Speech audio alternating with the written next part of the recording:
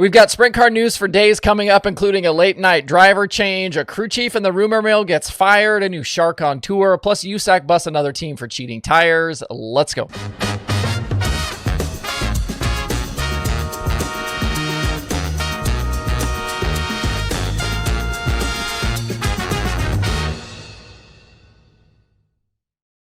It's Tuesday, September 30th. I'm Justin Fiedler. This is DIRTRACKR Daily presented by Kubota Genuine Parts. Last night's sprint car news goes to show you that no matter how late I post episodes of the Daily, somebody will always find a way to release news after the show is released. I hit social media last night with episode links around 8 p.m. Eastern Time, and KCP Racing announced a driver change at 10 p.m. Eastern. I don't know why we're releasing news at 10 p.m. Eastern, but I guess PJ Peterson, who wrote the release, is in California, so at least it was 7 p.m. his time, even if it was 9 p.m. in Knoxville, where the KCP team is based. The team announcing that Emerson Axsom was out and Corey Eliason has been given the ride for the remainder of the World of Outlaws season. That will start this weekend at the National Open at Williams Grove. Axsom appeared 19 times in the 18 after Gio Scelzi quit the deal during the high limit portion of Kings Royal Week. We thought and we were told that Axsom would run the rest of the season in the 18, with him stepping away from the Klaus Meyer-Petrie ride starting at BAPS back in July. But now Eliason will get the final 12 races of the season, with KCP's Matt Barber quoted as saying, "With plans starting to come together for next year, we both felt it was the right time to go our separate ways, and we think it gives him a great shot to get started on 2026, unquote. In those 19 races, Axsom had 7 top 10s with a best finish of 5th at River Cities. He also made the Knoxville Nationals main event and finished 15th after starting 8th. The last 3 Outlaw races, though, had seen Axsom in the 18 outside the top 10. The last race at Sharon, they needed a provisional to start the feature. As for Eliason, he'd spent the last few months driving Shannon Wheatley's 45 car after he and the TKS team parted ways back in the spring. Eliason is coming off of 5 high-limit top 10s during their West Coast swing, but he was 28th in the Dennis Roth Classic against the Outlaws a little less than 2 weeks ago. I've said here multiple times in recent weeks that Sheldon Hodenshield and crew chief Kyle Ripper are headed to the 18 for 2026, and Eliason will just be filling the seat here for this final stretch. He was quoted in the release as saying, "I am working on finalizing my plans for next year, and I know the KCP team has some changes coming, so really just looking forward to having some fun and hopefully giving this team a win over the last chunk of the season." My assumption here is we won't have official word on Sheldon and Ripper to KCP until probably likely World Finals. My guess at this moment would be the 18 stays World of Outlaws for 2026. The thing that makes the most sense for Axsom coming up is for him to return to that KPM team he was driving for previously, although it sounds like they're going to need some crew help. Chase Rodman on his YouTube channel today talked about crew chief Adam Wallace moving over to Chase Randall's team. If they can sort the crew stuff, I do think that KPM, that 27 team could be a candidate to go full-time Outlaws next year. They nearly did it this season. I've heard some rumblings about that. Before we move on to more sprint car news, if you want to make sure you are always in the dirt racing loop up on the latest news, results, chatter, hit that subscribe button on YouTube or the podcast places. You can also like and follow DIRTRACKR on Facebook.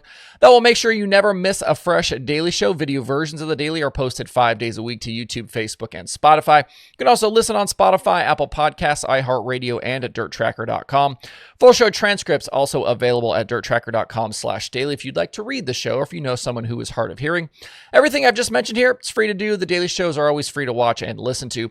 The next milestone we're trying to get to is 50,000 on YouTube, and we're headed for 60,000 over on Facebook. And as I'm sitting here writing this episode today, there was just more breaking sprint car news in the last few minutes, with Shark Racing announcing it has fired crew chief Kyle Pruitt from Logan Schuchart's 1S team. Pruitt joined the team this season to help take some of that load off of Schuchart, who had been effectively serving as his own crew chief.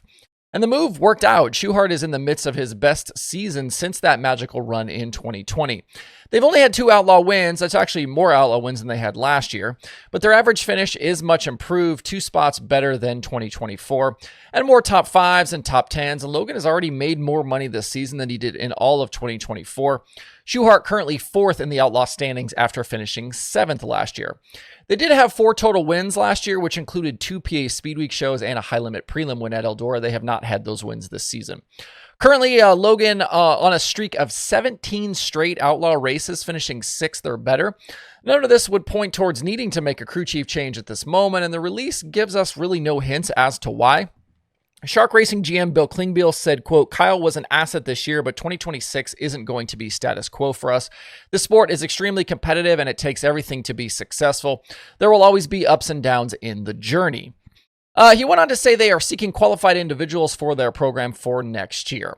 Some added context, though, there is Pruitt's name has been in the rumor mill in connection to other open sprint car crew chief gigs. One possibility is the Stenhouse Junior Marshall 17. I'd heard maybe Pruitt and Dazen Pursley at the 17 together, but word is going around now that Pursley has himself another deal for 2026 that might surprise some people. So is Pruitt looking because he knew he was getting the axe, or did Shark move on from him because he was looking? We've got one of the bigger sprint car weekends of the season coming up with the National Open at Williams Grove, and the entire pit area just feels like it's in flux right now. And, but wait, there's more. If you want even more Shark Racing news, the future is set for the driver situation for the team's other car, the 1A. Ashton Torgerson will return to the seat full-time in 2026, as first reported by Always Race Day, and the team is looking at a move full-time to one of the national sprint car tours. The 1A was a longtime World of Outlaws team with driver Jacob Allen for a lot of years alongside the 1S, but Jacob went high limit in 2024, but then before then going pick and choose this season, and then eventually retiring from driving completely. Torgerson was brought in to replace Cale Thomas, who was originally named Allen's replacement, but only lasted a few nights before he was fired. Torgerson has since made 54 appearances in the 1A. He actually won his second night out in that car at BAPS, and was most recently fifth against High Limit at Path Valley. It's going to be interesting here to see what Shark does with their two cars in terms of series choice. Rumors in recent days and weeks have kind of said all of the above. Both cars could go high limit. Both cars could go outlaws. We could have one each way again like we saw in 2024. The rumor mill just doesn't really know on this one.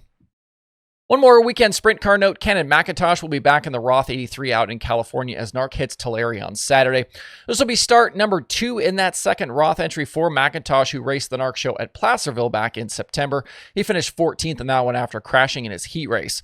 McIntosh missed an Extreme Outlaw midget weekend to run that Placerville show, and it's happening again this weekend as Extreme heads to Jacksonville Friday and Saturday. The big connection here for McIntosh is Toyota, given his KKM ride and Roth's ties to Toyota and their sprint car engine development. There have been rumors this sprint car deal could continue into 2026, but what exactly that would look like, we don't yet know. Final news item for today, USAC has nabbed another sprint car team for chemically altering tires. Back on Friday, they put up a story at USACracing.com that part-time driver Eli Wilhelmus and his EW Motorsports team have been DQ'd from the September 13th event at Hauptstadt, fined at $3,150, and suspended from the next 6 USAC National Sprint Car events for failing a tire test from that Hauptstadt show. Wilhelmus finished 18th in that race after starting 10th. He's only made 5 total appearances in his career with the series, and that 18th was his best of those finishes. The other starts came at Hauptstadt in May, Lincoln Park, Bloomington, and Hauptstadt again in August.